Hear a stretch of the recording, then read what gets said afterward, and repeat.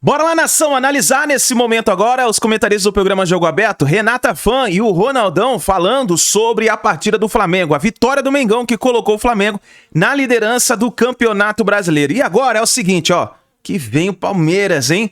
Agora é Flamengo e Palmeiras pela Copa do Brasil e o Ronaldão já falou, ó, se prepara Palmeiras. Vamos aqui analisar nesse momento, mas faz o seguinte, chega explodindo o dedo no like.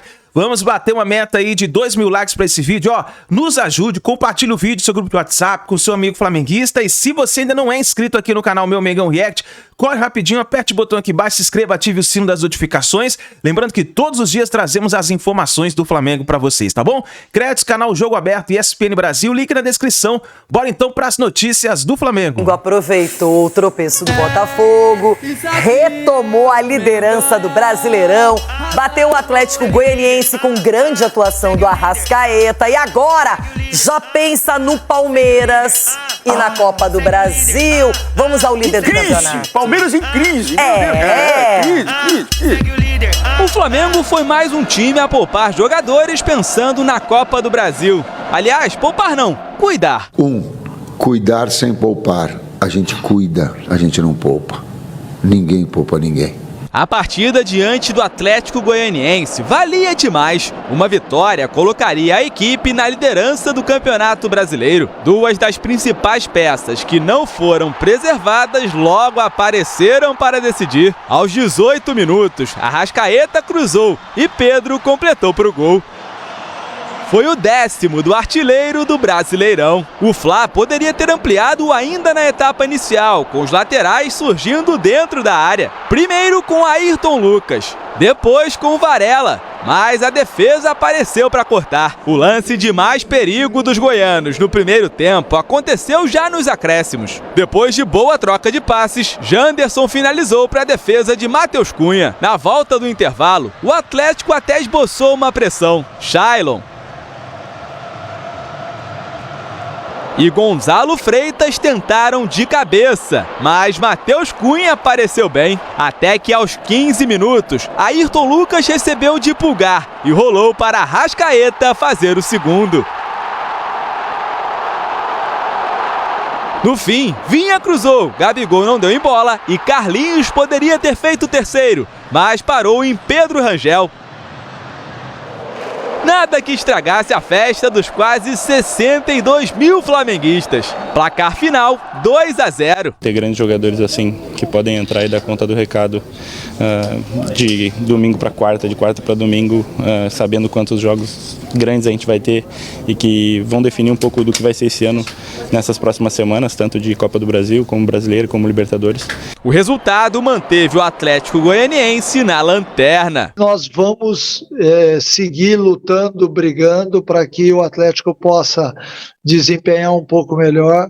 Faltam 18 jogos ainda, eu sei que a cada derrota vem o sentimento de inconformismo, de tristeza, mas acima de tudo a gente tem que ser forte nas nossas avaliações e seguir pensando de forma positiva. 5 rodadas depois, o Flamengo está de volta à liderança do Campeonato Brasileiro. Mas não há muito tempo para comemoração.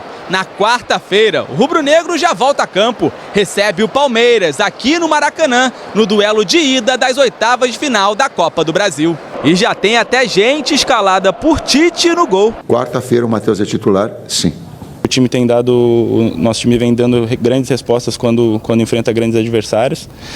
A gente tem que se preparar melhor ainda, não só para esses jogos, mas para os outros que vão ter nesse meio tempo, para conseguir fazer grandes resultados, conseguir passar nas competições de mata-mata e nos manter lá em cima no Brasileiro.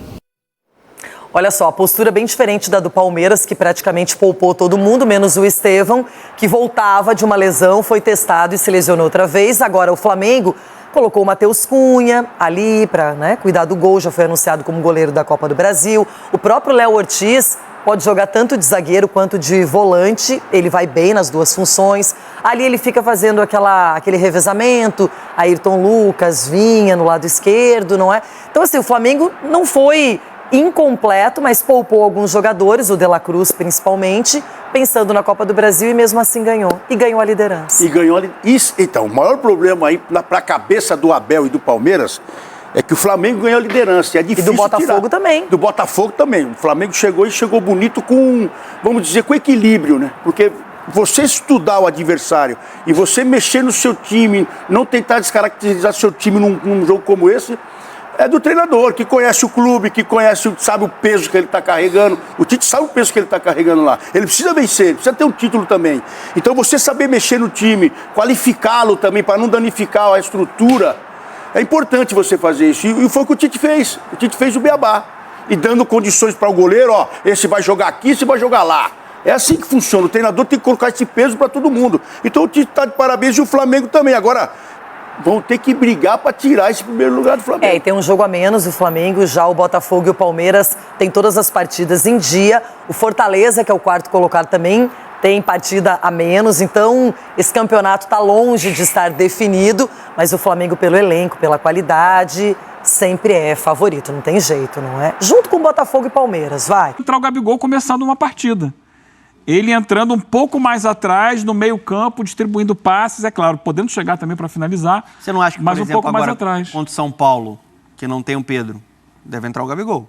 Deve entrar o Carlinhos. Você acha que entra o Carlinhos? Eu acho que entra o Carlinhos. O Gabigol segue no banco? Eu acho que o Gabigol vai esperar uma chance quando não tiver o Arrascaeta. Eu acho que, pelo que eu estou entendendo, o Gabigol... Ontem ele não entrou no lugar do Pedro, né? Sim, ele começa a ser cada vez mais considerado, a minha interpretação olhando de fora, considerado pelo Tite como um meia do que exatamente o centroavante. É duro, hein? O Pedro fora e o Tite não coloca esse é o Gabi ponto, para assim. jogar. O jogo de ontem do Gabigol... Mas ele está evoluindo no conceito do Tite. Tá evoluindo. Está ganhando mais minutos, mais oportunidades. Os 3 jogos anteriores do Gabigol, ele foi bem.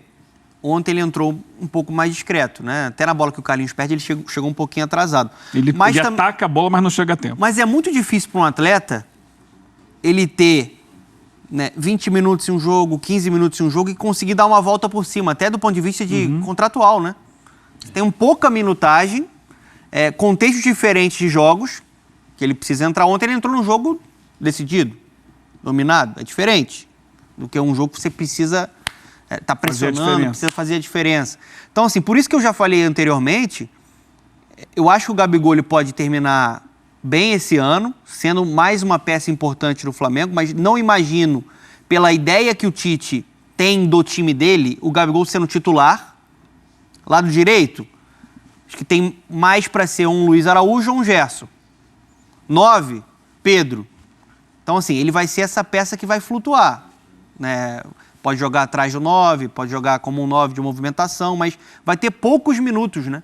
A vida dele tem sido essa já há Tá sendo pelo difícil, menos né, professor? ano, né? Tá sendo difícil. Não, Não tem jogo. E é por isso que é difícil imaginar, contra o São Paulo, o Tite não colocando logo de início.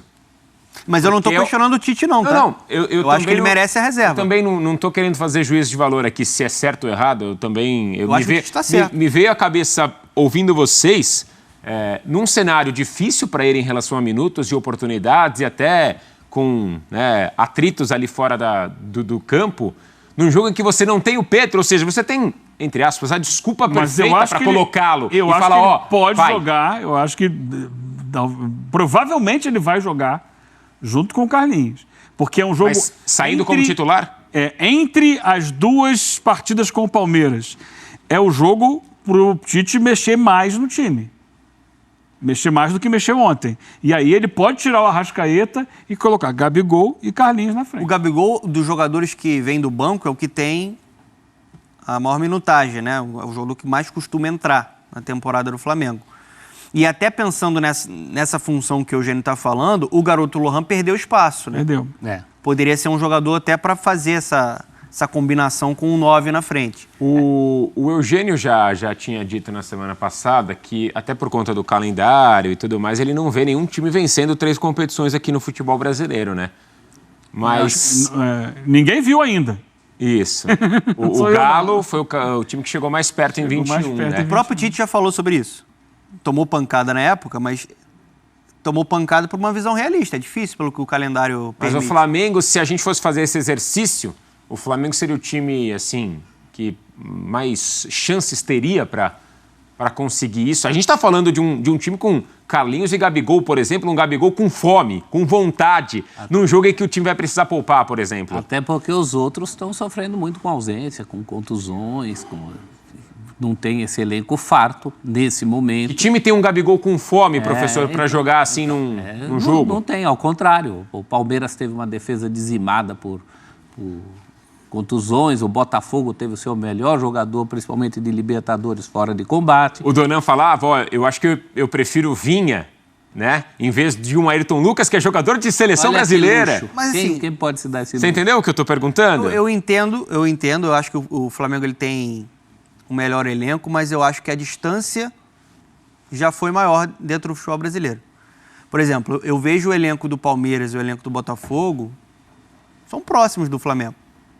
É que os problemas de momento são grandes, né, Dona? Eu acho que tem problema, por exemplo, se você for olhar a garotada do Palmeiras aí, olha o que tá jogando o Vitor Reis, o Naves. Olha o que tá jogando o Estevão, né, que agora se machucou. Então, assim, eu vejo o Flamengo ainda com o melhor elenco, mas Botafogo e Palmeiras também tem elencos ali, para mim, próximos, com muita qualidade. A cobrança do bom futebol, ela não tem que ser só direcionada para o Flamengo, não. Para o Palmeiras tem que jogar bem mais. O Botafogo teve uma queda agora, né? Acho que muito também por conta da questão física. Eu, sendo assim, muito sincero, eu estou muito com o Eugênio, eu não consigo ver, se isso acontecer, vai ser um grande feito histórico, inédito. Eu não consigo ver nenhum clube conquistando as 3 grandes competições. Esse final de semana mostrou muito isso, né? Botafogo e Palmeiras perderam em casa porque estavam com times modificados. É fato isso. O cobertor é curto. O Palmeiras mexeu mais, mas o Botafogo também mexeu no seu time. Sem tirar mérito do Vitória, principalmente do Cruzeiro, que tem jogado muito bem. Sim. E fez por onde.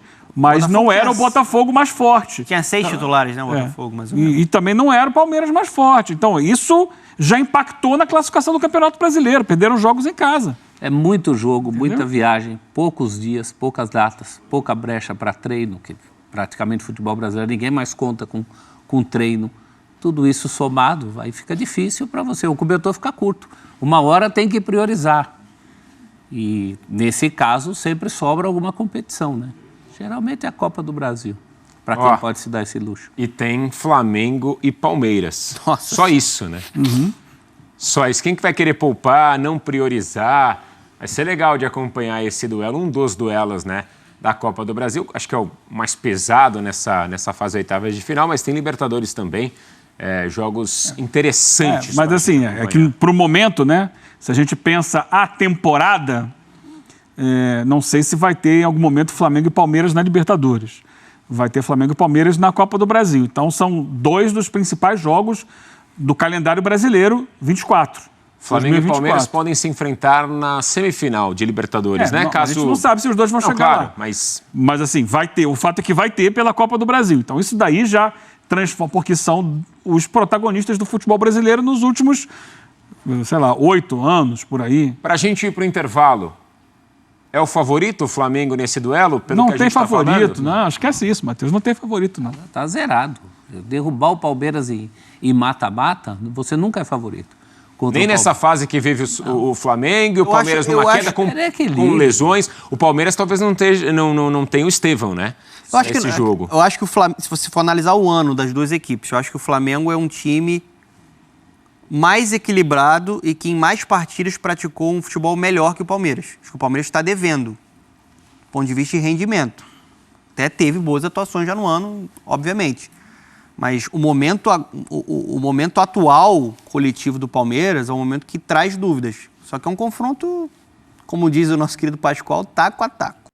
É isso aí, nação. E agora é contra o Palmeiras pela Copa do Brasil, né? Vamos ver o que o Tite vai preparar para essa partida, qual vai ser a escalação, né, do Tite. Vamos ver o que vai acontecer. O Flamengo, nesse momento, está na liderança do Campeonato Brasileiro. O Mengão, nesse momento, tem 1 ponto a menos, ou melhor, perdão, 1 jogo a menos do que o Botafogo. E o Flamengo tem 40 pontos, a mesma pontuação que o Botafogo, mas o Flamengo tem 1 jogo a menos. Quer dizer, se vence esse jogo atrasado, o Flamengo pode chegar a 43 pontos e ficar com 3 pontos na frente do segundo colocado. O terceiro colocado é o Palmeiras com 36 pontos, tem 20 jogos também.